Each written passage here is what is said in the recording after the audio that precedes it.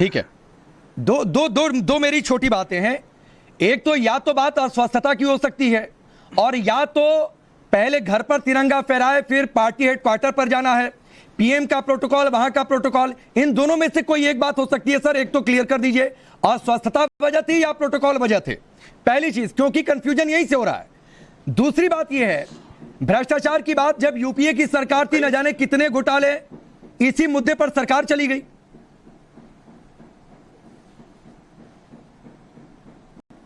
देखिए ऐसा है राकेश जी, सब कई फैक्टर थे, एक फैक्टर नहीं प्रेसिपिटेट होता, एक फैक्टर की बात नहीं है। और खड़गे जी ने बता दिया है।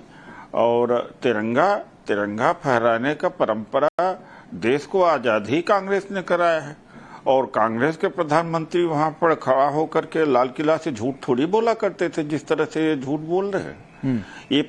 ये आजादी का दिन है। अरे 365 दिन में 364 दिन आप झूठ बोलिए, राजनीति करिए, एक दिन के लिए तो छोड़ दीजिए कम से कम। देश की आज खुशी का अवसर है, आप अपनी सरकार की उपलब्धि बता सकते हैं, फ्यूचर रोड मूव बना सकते हैं। वहाँ 365 के 65 दिन कहा जाता है कि डाइन भी एक घर छोड़ देती है। अरे एक दिन तो छोड़ देते भाई, 365 दिन में से 364 दिन जो भी करना हो झूठ बोलो, जितना झूठ बोलो जितना। ठीक है उदित राज जी, मैं आता हूं और ये कहते हुए शहजाद के पास जा रहा हूं कि कम से कम राक्षस, रावण, डायन ऐसे शब्दों का इस्तेमाल ना ही करें तो ज्यादा बेहतर है। कहने को बहुत सारी बातें हैं, लेकिन शहजाद बातों का जवाब, हर दिन झूठ आज भी झूठ बोला गया। आप जबरदस्ती कर रहे हैं, एक झूठ की बात कह रहे हैं, मुहावरा है। आप राकेश जी ऐसे तो नहीं है जिस तरह से बात को बताएंगे। नहीं, मैंने एक बात कही, ठीक है। अब जो आपने मुद्दे उठाए, शहजाद भाई उनका जवाब। देखिए, सबसे पहले तो आपके सभी दर्शकों को मेरी ओर से स्वतंत्रता दिवस की शुभकामनाएं। आज मेरे लिए दुगनी खुशी का मौका है क्योंकि भारत माता की स्वतंत्रता का दिवस है और मेरी माता का भी जन्मदिन है, तो मैं दोनों ही माताओं को नमन करता हूं। और देखिए, मैं कहना चाहता हूं, क्या बोला आज प्रधानमंत्री जी ने, रिफॉर्म, परफॉर्म, ट्रांसफॉर्म, और ट्रांसफॉर्म ही हो रहा है। पहली बार जब प्रधानमंत्री जी ने संबोधन किया तो इस देश में 2 विधान थे, और उस 2 विधान की वजह से दलित समुदाय को अपना अधिकार जम्मू कश्मीर में नहीं मिलता था। बाबा साहेब भीमराव अंबेडकर जी की परिकल्पना थी कि 2 विधान नहीं होना चाहिए, और 10वीं बार जब संबोधन किया तो 2 विधान नहीं, आज एक ही विधान है। 370 की दीवार को हटा दिया है, और इस 370 की दीवार को हटाने के बाद 3 परिवारों में जो कैद था लोकतंत्र जम्मू कश्मीर का, वो 30,000 लोगों तक पहुंचा है, ग्रासरूट डेमोक्रेसी तक पहुंचा है। और यही अंतर है हम में और इनमें। हम कहते हैं देशवासियों को कि आप हमारे परिजन हो, और ये इंडिया को इंदिरा और इंदिरा को इंडिया मानते हैं। ये जनता को राक्षस और जनता के प्रतिनिधि को डायन मानते हैं, हम जनता को जनार्दन मानते हैं। और इसीलिए आज जो सामूहिक कार्यक्रम जो होता है, सार्वजनिक कार्यक्रम होता है, उस पर क्या कह रहे हैं उदित राज जी? ऑफिशियली कह रहे हैं कि हमारा कार्यक्रम पार्टी ऑफिस में था, घर पर था, वो ज्यादा जरूरी था। मतलब कि परिवार का और पार्टी का कार्यक्रम देश के कार्यक्रम से ऊपर था इनके लिए।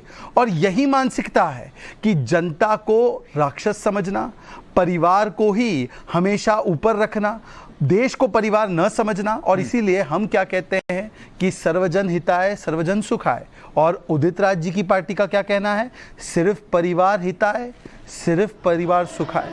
इसीलिए देखिए ना, परिवार लेकिन शहजाद भाई, जो बातें उदित राज जी ने कही, भ्रष्टाचार पर पीएम मोदी ने लंबी चौड़ी बातें की, लेकिन एनसीपी के लोगों को साथ में ले लिया, तब भ्रष्टाचार नहीं दिखाई दिया, जो उदित राज जी की बात है। मैं तो ये कह रहा हूं कि यदि एनसीपी इतने ही भ्रष्टाचार में लिप्त थी तो कांग्रेस पार्टी के लोग उनके साथ गठबंधन में क्यों थे? और आज भी शरद पवार जी अजित पवार से क्यों मिल रहे हैं? तो आप एनसीपी को भ्रष्टाचार से मुक्त मानते हैं? मैं तो ये मानता हूं कि जो भी जिस पर जो आरोप है, कभी कोई केस रुका नहीं है, परंतु हां, केस में कन्विक्ट होने के बाद आज कौन बैठा है इनके साथ? लालू प्रसाद यादव। अब उदित राज जी क्योंकि भ्रष्टाचार की बात करने लगे हैं, तो उदित राज जी बताइए कि कौन है वो जो 2 लोग बेल पर बाहर है, उनको डिस्चार्ज नहीं मिला है सुप्रीम कोर्ट से? सोनिया गांधी, राहुल गांधी। कौन है वो व्यक्ति जिसको 4 बार कन्विक्ट किया है कोर्ट ने? लालू प्रसाद यादव। कौन है वो व्यक्ति जो महीनों से जेल में? मनीष सिसोदिया, जिसके लिए आप पोस्टर लगाया करते थे, दिल्ली कांग्रेस के लोग लगाया करते थे। तो आप बताइए कि भ्रष्टाचार पर यदि आप बोल रहे हैं तो बताइए कि ये सारे लोग क्या हैं? क्विक रिस्पांस उदित राज जी, फिर मैं मनोज जी का रुख करता हूं। क्विक रिस्पांस जल्दी से। एनसीपी को भ्रष्टाचारी प्रधानमंत्री ने स्वयं कहा था, और स्वयं उन्हें बना दिया। दूसरी बात है कि एक दलित कांग्रेस के अध्यक्ष को बर्दाश्त नहीं कर पा रहे हैं। अभी भी यानी दलित प्रेसिडेंट कुछ कर ही नहीं सकता, परिवार ही कर रहा है। ये दलितों का अपमान है। बीजेपी हर जगह दलितों का अपमान करती, खरगे जी का अपमान है। ये अपमान बर्दाश्त नहीं किया जाएगा। ये दलितों का अपमान प्रधानमंत्री जी ने, बीजेपी के किसी नेता ने ये कहा है उदित राज जी कि मल्लिकार्जुन खड़गे दलित हैं? नहीं, ये कहकर विरोध किया या समर्थन किया? इसका परोक्ष रूप से यही है, परोक्ष रूप से यही है कि परिवारवादी यानी कांग्रेस खरगे जी नहीं चला रहे हैं।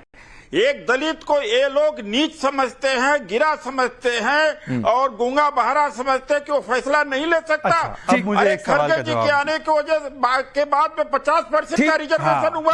ठीक, मैं आगे बढ़ जाता हूं। केवल एक वाक्य संयोग से उदित राज जी है, केवल एक वाक्य, क्योंकि संयोग से उदित राज इस डिबेट में है। उदित राज जी आप चीखना बंद कीजिए पहले तो। ये आपका ऑन रिकॉर्ड बयान है कि रामनाथ कोविंद डेफ एंड डम प्रेसिडेंट है। यह आपका ऑन रिकॉर्ड बयान था। अब बताइए कि आपने तो एक दलित राष्ट्रपति का ऐसा अपमान किया था। बिल्कुल थे आप। हाँ बिल्कुल, बताइए। बिल्कुल थे। बताइए। नहीं तो फिर आपने ये बातें कही, ये तो ये दलित रूप से नहीं, इन्होंने ऑन रिकॉर्ड का है। बताइए, ये है वो व्यक्ति। के लिए नहीं बोल रही है। मुर्मू जी भी डेफ एंड डम है, दोनों नहीं, ये क्या बोले जा रहे हैं? नहीं, उदित राज जी, द्रौपदी मुर्मू जी का अपमान कर रहे हैं। ये बिल्कुल नहीं है, बेशर्मी की हद है। आप विरोध करिए। मल्लिकार्जुन खड़गे नहीं पहुंचे, मल्लिकार्जुन खड़गे नहीं पहुंचे, इसलिए विरोध में मनोज काका जी इससे इत्तेफाक रखते हैं। लेकिन नहीं, राष्ट्रपति के लिए ऐसी बातें बिल्कुल भी नहीं, वो भी आज बिल्कुल राष्ट्रपति के लिए ऐसी बातें नहीं। और आज के दिन किसी भी दिन ऐसी बातें नहीं। मनोज काका जी, ठीक है, मनोज काका जी, दो सवाल है। एक तो जो शहजाद ने पूछा, रुक जाइए उदित राज जी, मैं